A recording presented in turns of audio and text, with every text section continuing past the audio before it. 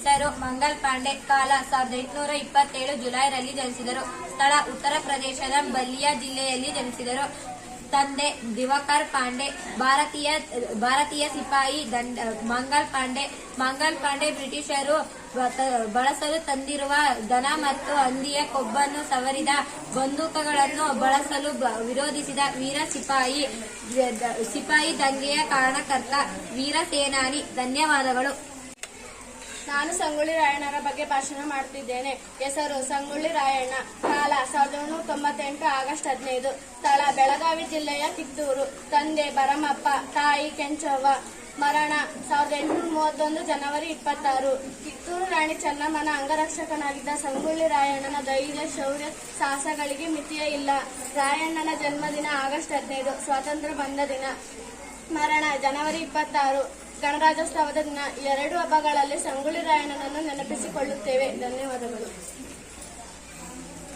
ನಾನು ವಲ್ಲಭಭಾಯ್ ಪಟೇಲ್ ಅವರ ಬಗ್ಗೆ ಭಾಷಣ ಮಾಡುತ್ತಿದ್ದೇನೆ. ಹೆಸರು ಸರ್ದಾರ್ ವಲ್ಲಭಭಾಯ್ ಪಟೇಲ್. ಕಾಲ 1857 ಅಕ್ಟೋಬರ್ 31. ಸ್ಥಳ ಗುಜರಾತ್ ರಾಜ್ಯ. ತಂದೆ ಸಾವೇರ್ ಬಾಯ್, ತಾಯಿ ಲಡಾಬಾಯಿ. ಬಿರುದು ದಿಕ್ಕಿನ ಮನುಷ್ಯ.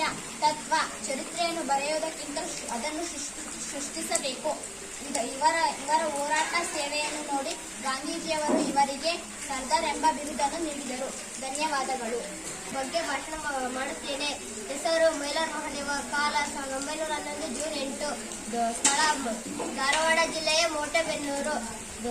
ತಂದೆ ಮಾರ್ತಾಂಡಪ್ಪ, ತಾಯಿ ಬಸಮ್ಮ, ಪತ್ನಿ ಸಿದ್ದಮ್ಮ. ಚಳುವಳಿ 1930 ಏಪ್ರಿಲ್ ತಿಂಗಳಿನಲ್ಲಿ ಪ್ರಾರಂಭವಾದ ಉಪ್ಪಿನ ಸತ್ಯಾಗ್ರಹದಲ್ಲಿ ಗಾಂಧೀಜಿ ಜೊತೆಗೆ ಭಾಗಿಯಾಗಿ ದಂಡಿಯವರೆಗೆ ಕಾಲ್ನಡಿಗೆಯಲ್ಲಿ ನಡೆಸಿದರು. ಮರಣ 1930 ಏಪ್ರಿಲ್ 1. ಧನ್ಯವಾದಗಳು. ನನ್ನ ಹೆಸರು ಅಮೂಲ್ಯ. ನಾನು ಓದುತ್ತಿರುವ ಹೆಸರು ಝಾನ್ಸಿ ರಾಣಿ ಲಕ್ಷ್ಮೀಬಾಯಿ. ಕಾಲ 1826 ನವೆಂಬರ್ 19. ಸ್ಥಳ ಉತ್ತರ ಪ್ರದೇಶ, ವಾರಣಾಸಿ. ತಂದೆ ಮೊರೋಪಾಂತ್ ತಾಂಬೆ, ತಾಯಿ ಭಗೀರಥಿ ಸಪ್ರೆ. ಗಂಡ ಗಂಗಾಧರ್ ರಾವ್ ನೆವಲ್ಕರ್.